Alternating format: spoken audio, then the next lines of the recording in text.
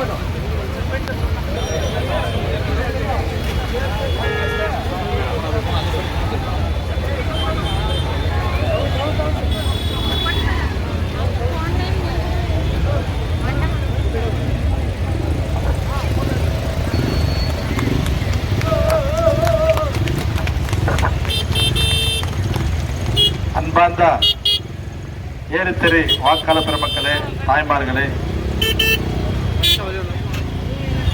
உங்கள் அனைவருக்கும் காலை வணக்கத்தை தெரிவித்துக் கொண்டு நம்மளுடைய கழக பொதுச் செயலாளர் பாசத்துக்குரிய அண்ணன் எடப்பாடி அவர் ஆசை பெற்ற வேட்பாளராகவும், நம்மளுடைய துணை பொதுச் செயலாளர் அண்ணன் அவர்கள் ஆசை பெற்ற வேட்பாளராகவும், நம்மளுடைய கழக வேட்பாளராக ஜேபி என்ற ஜெயபிரகாஷ் அவர்கள் இரட்டை சின்னத்தில் வாக்கு சேகரிக்க இங்க வந்திருக்கிறார். உங்களுடைய பொன்னான வாக்கினை இரட்டை சின்னத்தில் முத்திரித்து பெரும்பாலான வாக்கு வித்தியாசத்தில் வெற்றி பெற செய்வதற்காக நாம் இங்கே வந்திருக்கிறோம். நீங்க அனைவரும் இங்கே வந்து நம்முடைய நல்ல வரவேற்கிறோம். இந்த சிறப்பான கூட்டத்தை ஏற்பாடு செய்து இருக்கின்ற நம்முடைய பகுதி கழக செயலாளர் பாசத்துக்குரிய சகோதரர் ராஜி அவர்களே, அவரோடு இணைந்து இங்கு இது பண்ணிருக்கின்ற நம்முடைய கவுன்சிலர் புஷ்பம்மா அக்கா அவர்களே மற்றும் ஹரி அவர்களே மற்றும் அவரோடு இணைந்து இங்கு பணியாற்றிக் கொண்டிருக்கின்ற மணி அவர்களே,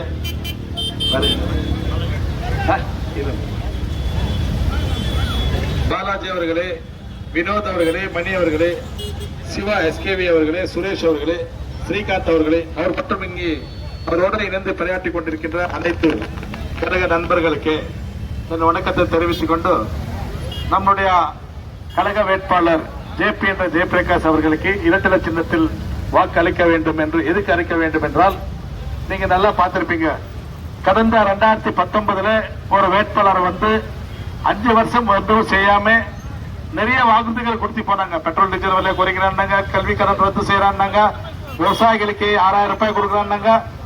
இப்படி பொய்யான வாக்குறுதிகளை சொல்லி 5 வருஷம் இருந்து ஆட்சி முடிஞ்சது போயிட்டாங்க. அது மட்டும் இல்ல, ஜோலார்பேட்டைக்கு நான் ட்ரெயின் போடுறேன், அப்படி இல்லன்னா ஒரு வருஷத்துல ரிசைன் பண்ணிட்டு போறாங்க. 5 வருஷம் ஆச்சு, ஜோலார்பேட்டைக்கு ட்ரெயினும் போடல, அவர் ரிசைனும் பண்ணல, 5 வருஷம் ஆட்சி முடிச்சுட்டு போயிட்டாங்க. இன்னைக்கு நம்மளுக்கு ஒரு வேட்பாளர் வந்திருக்கிறாங்க அதே இடத்துக்கு. அவர் என்னன்னா 3 முறை சட்டமன்ற உறுப்பினராக இருந்தாரா இந்த ஒசூர்ல. என்ன செய்தார்ன்றது உங்களுக்கே விட்டு கொடுத்துருவேன் நான். அவருடைய பிரிவில் என்ன ஆட்சி, என்ன வளர்ச்சி நடந்தது, பிறகு அவரை தோக்க வச்சு நம்ம ஆட்சிக்கு வரும்போது நம்மளுக்கு கழகத்தில் வாய்ப்பு கொடுக்கும் போது ஓட்டு போட்டீங்க. இந்த ஒசூர் 20 வருஷ வளர்ச்சி 2 வருடத்தில் இந்த வளர்ச்சியை செஞ்சு காமிச்ச ஒரு வாய்ப்பை நம்மளுக்கு கிடைச்சது, நீங்க கொடுத்தீங்க.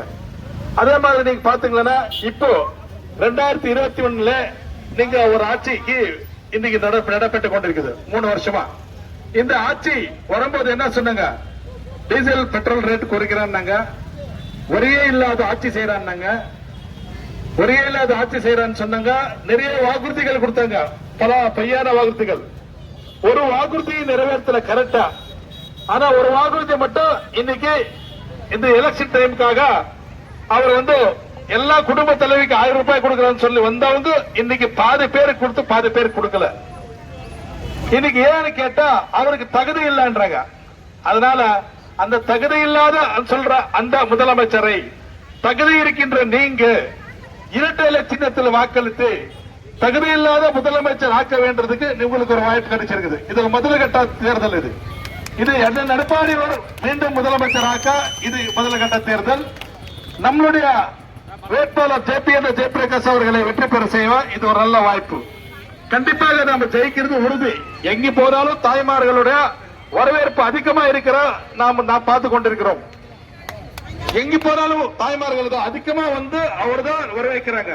ஆனா நிச்சயம் ஆயிடுச்சு, நம்மளுடைய வெற்றி நிச்சயம் ஆயிடுச்சு. ஏன்னா நம்மளுடைய கழகம் எப்பெல்லாம் வெற்றி பெற்றிருக்குதுன்னாலும் அதுக்கு முன்னே தாய்மார்கள் தான் முக்கியம். தாய்மார்கள் அதிகமா வரவேற்பு கொடுத்ததுனாலதான் புரட்சி தலைவர் அம்மா ஆகட்டும், புரட்சி தலைவர் எம்ஜிஆர் ஆகட்டும், அந்த எடப்பாடி அவராகட்டும் வெற்றி பெற்றிருக்கிறாங்க. நம்ம இரட்டலை அதிகமா வெற்றி பெற்றதும் தாய்மார்களால் தான். ஏன்னா அந்த தாய்மார்களுக்கு இந்தியா துணைக்கண்டத்தில் எந்த முதலமைச்சரும் செய்யாத திட்டங்களை புரட்சித் தலைவி அம்மா, புரட்சித் தலைவர் எம்ஜிஆர் அவர்கள் தமிழ்நாட்டில் தமிழக மக்களுக்கு எவ்வளவுப்பட்ட திட்டங்கள் செய்திருக்கிறார்.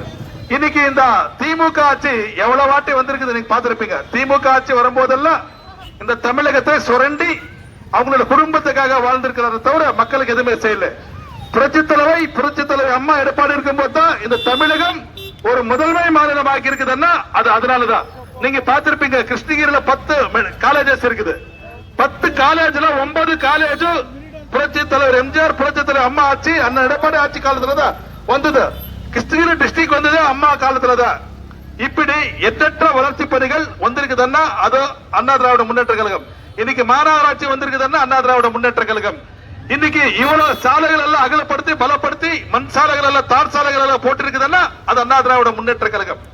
இப்படி பல வளர்ச்சி திட்டங்கள் வந்திருக்குதான்னு இன்னைக்கு நீங்க பாத்திருப்பீங்க. இங்க ராமநாயக்கன் ஏரியில இந்த இவ்வளவு வேலை நடக்குது.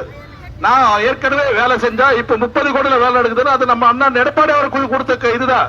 அது இன்னும் சரியா செய்ய முடிக்கல. 3 வருஷம் இருக்குது, இன்னும் செய்ய முடிக்கல. இந்த ராமநாயக்கன் ஏரிக்கு டேம்ல இருந்து தண்ணி கொண்டு வந்தது நாம தான். இப்படி எண்ணற்ற திட்டங்கள் கொண்டு வந்து தமிழ் ஒசூருக்கு நம்ம கொடுத்தோம். ஆனா இன்னைக்கு ஒசூர்ல பல மடங்கு டாக்ஸ் போட்டு மக்களை